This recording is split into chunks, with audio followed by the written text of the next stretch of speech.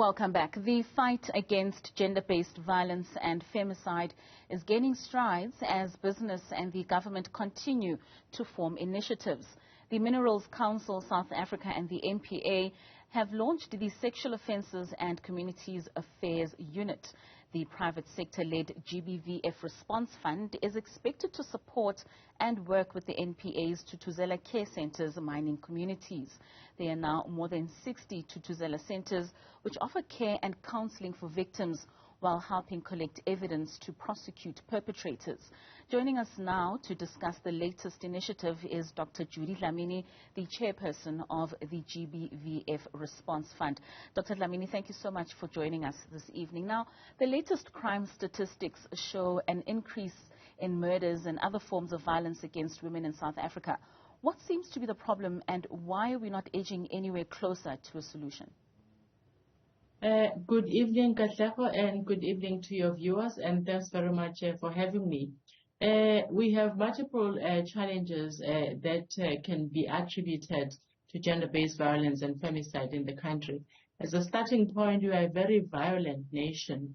The violence is not only experienced by women, but it's experienced by women, children, and men, but women and children especially, and people from the LGBTQI plus communities and persons living with disabilities tend to be the most affected. So we were very encouraged by the collaboration that we signed into an MOU yesterday.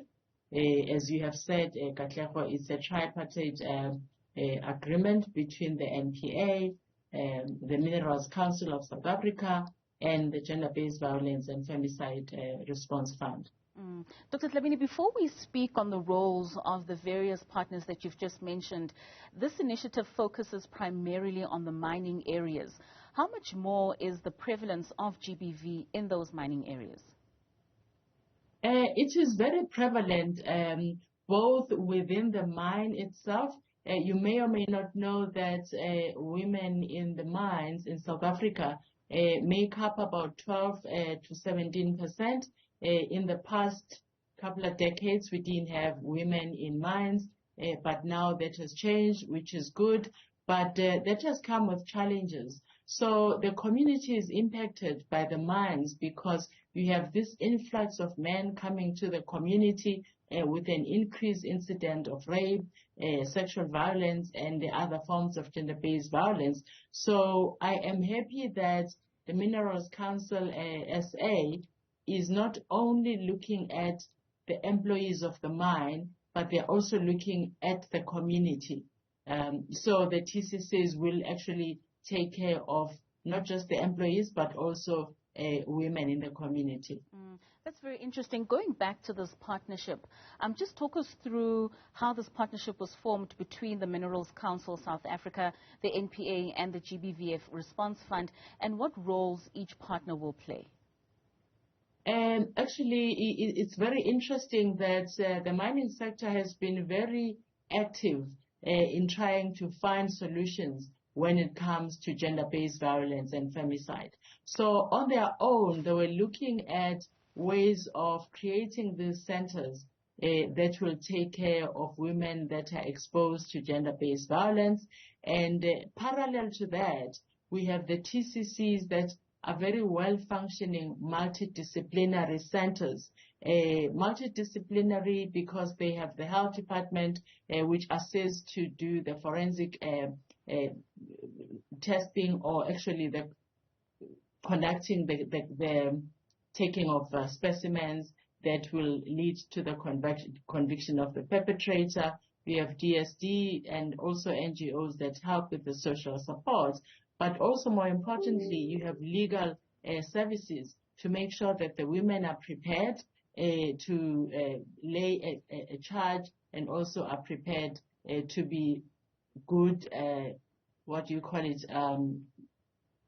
evidence leaders within the court system. So the TCCs are doing a great job. And this is shown by the conviction rate of those people that have been to the TCCs. We're talking about 70% as opposed to 8%.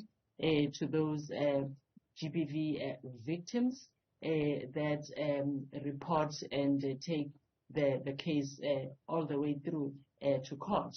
So the work of TCCs is amazing. So what the GBVF Response Fund did, having a relationship with the Minerals Council South Africa from inception, when we were launched by the President, the Minerals Council was one of our supporters. Actually, about 10 members of the Minerals Council SA have contributed funds into the fund. So we had this relationship. So with conversations, because we are always seeking partnerships as the fund, it became clear that there are two parties that are trying to do the same thing, but we already have a model that works and has proven a throughput that we would like to see throughout the country. So the connection was made around that. One of the challenges with the mining space is that they tend to be in rural areas. They tend not to have good facilities. So bringing an entity that has proven to succeed in the space of gender-based violence and femicide just made sense. So we are proud and happy that MCSA had the foresight and the NPA was amenable to joining hands with MCSA, with the fund being the facilitator, but also a supporter. So if I may just go straight to how each party is going to play in this partnership, MCSA has the property within the mines or close to the mines, but they also have the funds to assist with the building of the infrastructure.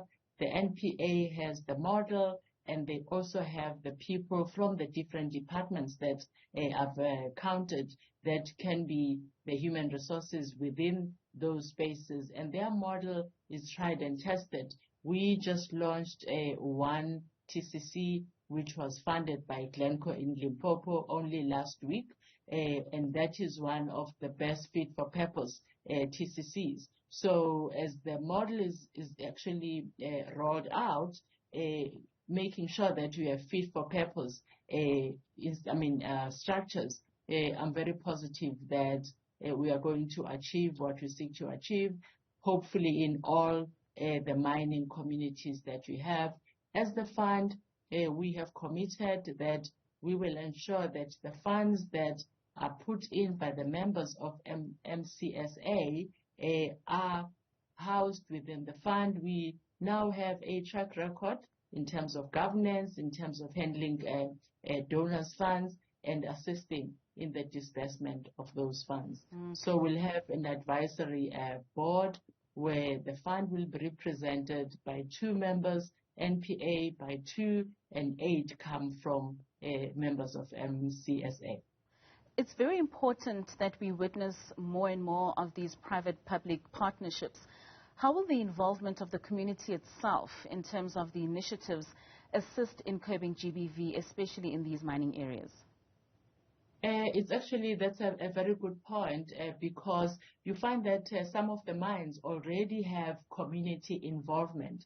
And when we talk community, it's not just community outside the mine, as important as it is, but it's also women within the mines. There are quite a few initiatives when it comes to women in mines with the unions, and unions are very important also as a stakeholder in this, where they've got quite a few programs that ensure that women are visible, the women's voice is heard.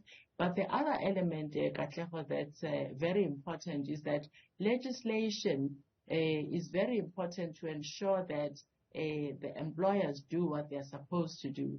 For an example, the social labor plan, which is one of the things that came out quite clearly at the launch yesterday, because we also had government representation from the Department of Women, Youth and Persons with Disabilities to DMRE, is just ensuring that in the social labor plan, gender-based violence becomes part of the deliverables by the employers. But the other area that is important, if you look at Canada, gender-based violence and harm is part of the Occupational Health Act that governs the mines, and I think that will be important going forward within mines in South Africa. But also, if you just look at the protective personal equipment that we have, we bring women into spaces, but we don't then maneuver or accommodate their different physique, if you like, because you can't just continue buying the same protective equipment that you bought for men. You have to accommodate women. So, in short, employers have to be inclusive all the way. When they bring women in, they have to make sure that women are taken care of, but also women's voice is heard around the table. Lastly, Dr. Dlamini, how far are we in attaining the UN Sustainable Development Goal 17 with all the work that is going in? Are we ultimately reaching those goals? Wow. I wish I could say yes, but I would be lying. I do think that, I always say that gender-based violence and femicide is really very intertwined with gender inequality. And we are not doing well at all in all sectors in this country when it comes to gender equality. And that really is the starting point, because unless all human beings are seen as equal and they have an equal opportunity to lead, then we are far from getting to where we should, even when it comes to access to quality health, when it comes to access to quality education. It still depends on where you are, whether it's a rural area, informal settlement, and so forth. So I don't think we are close. And if you look at us as a country, we are the most unequal country in the world, and all that, those gaps have to be closed. But the thing that you say about SDG 17 is really about partnerships. And when you look at the theme for this 16 days of activism, it's really about uniting. It's collaborating, connecting, and contracting to ensure that together we make the change that we want to see. And nothing is more important than a multi-stakeholder collaboration, the private sector, the public sector, civil society, unions, you name it. The battle is too hard and it's too entrenched for one sector to be working in silos. So I'm very encouraged by this collaboration. I do pray that we get more collaborations, especially from different sectors. I think MCSA can teach quite a few of the other sectors how it's done in terms of partnering. Most certainly, and it's going to take a sum of many small steps and efforts in ultimately reaching that goal of combating gender-based violence. Thank you so much, Doctor, for your time.